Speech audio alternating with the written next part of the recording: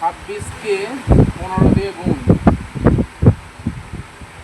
5 6 30 30-এর 0 হাতে 3 তারপর এটার সাথে এটা 5 দুগুণে 10 10 আর 3-এ 13 তারপর এককের ঘরটা কেটে শূন্য এবার গেল। কেটে দিই। হ্যাঁ তারপরে 1 দিয়ে এটাকে 6 কে 6 2 কে 2 তারপর কি করতে হয় যোগ 0 নেবে কেন 6 আর 3-এ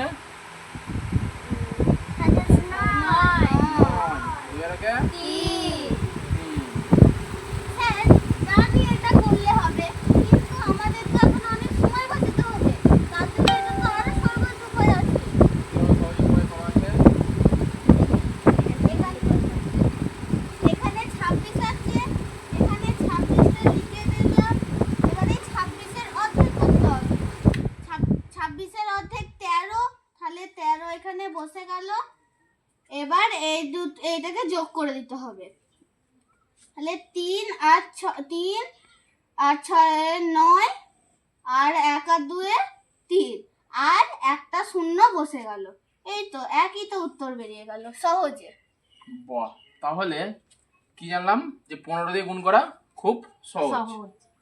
তাহলে দুটো কাজ রইল, সেটা হলো 28কে 15 দ্বারা গুণ আর 24কে 15 দ্বারা গুণ।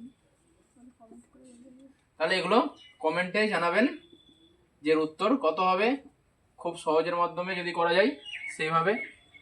পরের দিন আসছিল আমরা জোড় সম্পর্কে, পরের দিন আমরা যে কোনো বিজোড় সংখ্যা সম্পর্কে জানবো, যে বিজোড় সংখ্যাকে 15 দিয়ে গুণ করলে কিভাবে হবে সেটা আমরা জানবো।